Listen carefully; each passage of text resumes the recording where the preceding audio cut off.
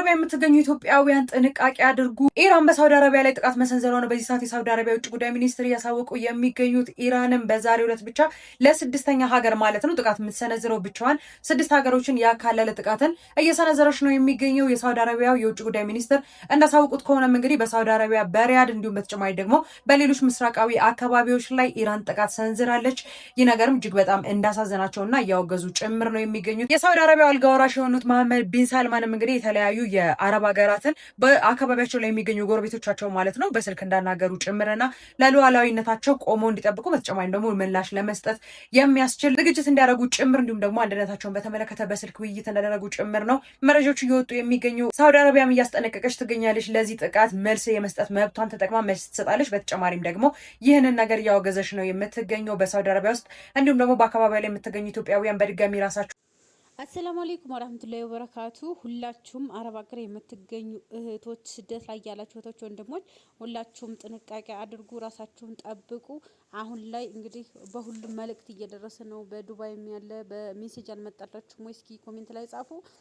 አሁን ያለንበት ሁኔታ በጣም ነው የሚያስፈራው ማለት ነው። ሳኡዲም ዱባይም በሁሉም ሀገር እንግዲህ ኢራን ጥቃት እያደረሰች ነው። እስኪ አንዳንድ ቪዲዮዎች ቲክቶክ ላይ ራሱ የተለቀቁ አሉ። እንዲሁም የኢራኑ መሪ እኔ ዛሬ እንደዛሬ ተወግቢ ያላቅም አንዱ ተገደለዋል ይላሉ፣ አንዱ አልተገደሉም ይላሉና አሁን ላይ እንግዲህ በጣም ውጥረት በዝቷል። ሁላችሁም ራሳችሁን ጠብቁ፣ በጥንቃቄ ሆኑ ማለት ነው። ሰዎቹ የአረቦቹ ራሳቸውን ጠብቀው እናንተን አደጋ ላይ እንዳይጥሏቸው ራሳችሁን ሁላችሁን ጠብቁ። በዛ ላይ እንግዲህ ሁላችሁም ዱዓ ልናደርግ ይገባል። አሁን ላይ እንግዲህ ያለንበት ውጥረት በጣም ከባድ ነው። ዓለም የተጨነቀችበት ዓለም ውጥረት ላይ ያለችበት ሁኔታ ነው። እስኪ ያለኝን መረጃ ላካፍላችሁ። እንዲሁም መሪው የኢራኑ መሪ አያቱላህ ተገለዋል አልተገደሉም የሚለውን ያሉ ዘገባዎች አሉ፣ እነሱን አቀርብላችኋለሁ። ቪዲዮዬን ላይክ ሼር አድርጉልኝ። ወደ ቪዲዮ እንሄዳለን፣ አብራችሁን ቆዩ።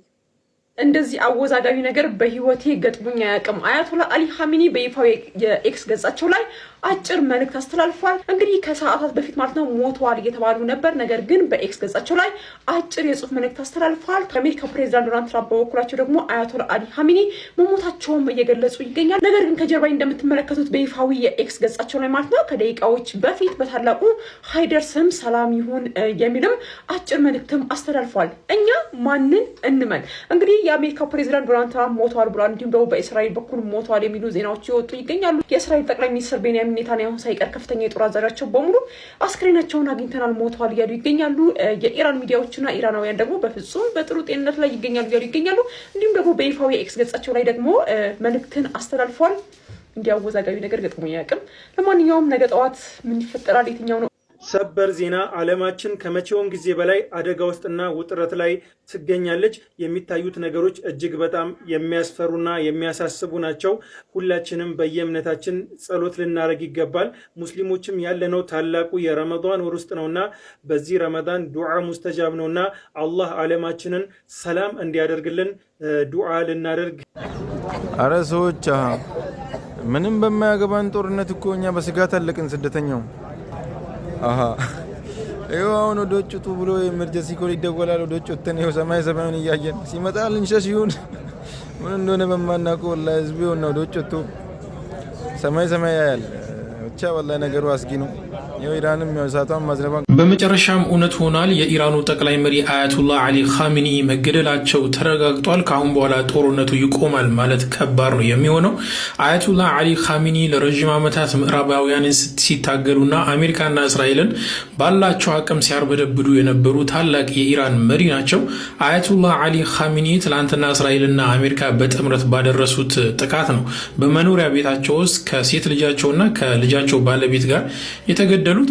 እንግዲህ አያቱላህ አሊ ኻሜኒ ለረጅም ዓመታት አሜሪካ እንዲሁም ምዕራባውያን ጥርስ ነክሰውባቸው በተለያዩ ማዕቀብ ኢራንን ሲያዳክሙ፣ በሳቸው ግን መሪነትና ጠጣር የሆኑ ትዕዛዛቶች ኢራን እስካሁን ድረስ ቆይታለች። አሁንም ቢሆን ግን በትላንትና ዕለት ተአምር እያሳየች ነው የምትገኘው። ጥቃቷ ራሱ የሆነ ታላቅ ሰው እንደተገደለባት የሚያመላክት ነበረ።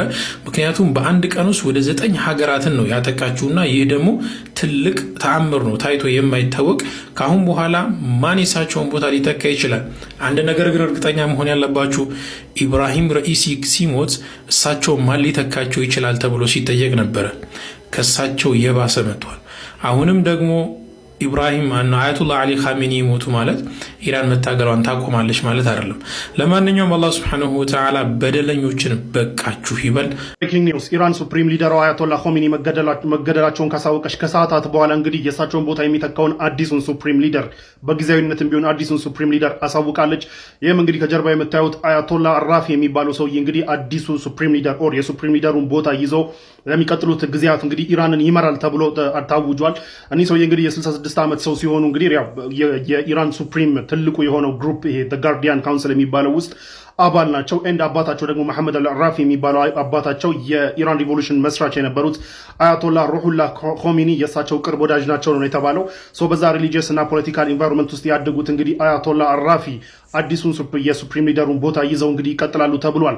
ኢራን እንደምታውቁት አመራሮቿና የሴኪሪቲ የሚሆኑ የፖለቲካል አመራሮቿ በተገደሉ በሰዓታቶች ውስጥ ሰው ተክታ እንግዲህ ወዲያው የምትቀጥል ልክ እንደ ሊዛርድ ማን ነው እንደ ሊዛርድ ብሎ አንድ የሲአይኤ አባል ሲጠቅሳቸው ነበር ኢራንን ሐማስን ምናምን እና ልክ እንደ ሊዛርድ ልክ እንደ እንሽላሊት ጭራዋ ቢቆረጥ ያው ሌላ ተክታ ህይወቷን የምትቀጥል እንደተባለው ማለት ነው። ልክ እንደዛ እንግዲህ ኢራን መሪዎቻቸው ቢገደሉም ሌላ ተክተው እንግዲህ ወዲያው የሚቀጥሉ መሆናቸውን በተደጋጋሚ ሲያሳዩ ነበር። አሁን ደግሞ ሱፕሪም ሊደራቸው አያቶላ ኾሜኒ እንኳን ቢገደሉ በሰዓታቶች ውስጥ ሌላ ተክተው መቀጠል እንደሚችሉ አሁንም እያሳዩ ነው ያሉት። በአያቶላ ኾሜኒ በተገደሉት በአያቶላ ኾሜኒ ምትክ እንግዲህ አያቶላ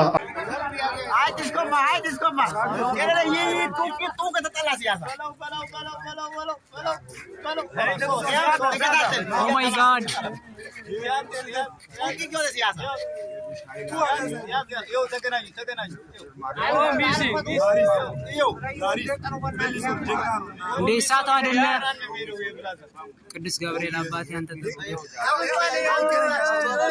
አንተ ስትወጣል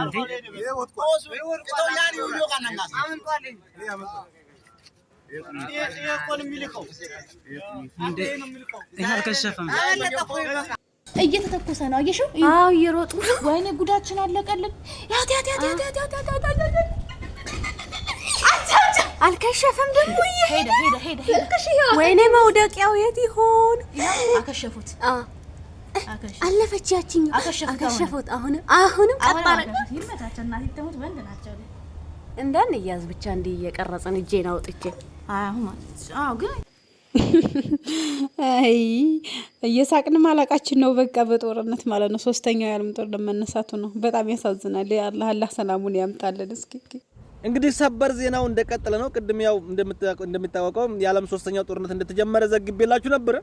አሁንም ወደፊት ነው እያለ ነው። ብቻ በጣም በሚያሳዝን ሁኔታ በሚያምር ሁኔታ እየቀጠለ ነው። ኢራንም ዓለም በረከክም ብላለች። ሌሎችም እንግዲህ ያው እንደዛው ተፈታፍ እያሉ ነው። እንግዲህ ያው ድሉን እሱ ፈጣሪ ነው የሚያውቀው ለማድል እንደሚያደርግ።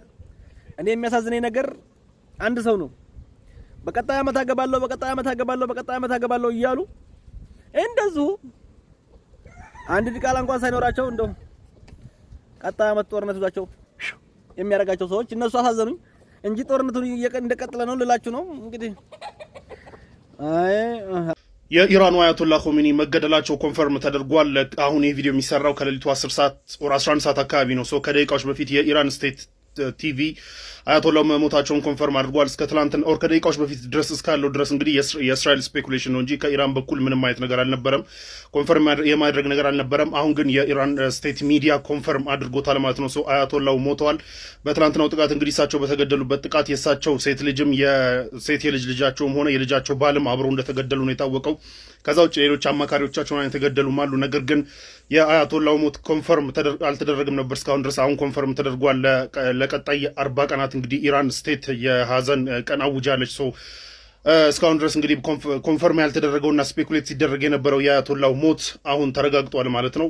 የሬዝ ዋሪ ሬዝ እንግዲህ መሪው አልተገደሉም፣ ተገድለዋል። በጣም ውዝግብ ነበረ። ግማሹ ጋዜጠኛ በተለይ የኛ ኢትዮጵያውያኖች ጋዜጠኛ ቲክቶከሮች አንዴ ተገድለዋል ያሉ አንዴ አልተገደሉም። አሁን ግን በትክክል እንደተገደሉ ነው። በጣም ያሳዝናል። ያው ከባድ ሁኔታ ላይ ነው እንግዲህ ያለ ነው። አላህ ይርዳቸው፣ ለንጹሃን አላህ ይርዳቸው። ከባድ ነው። እንዲህ ነው ለማለት በተለይ ደግሞ ይሄ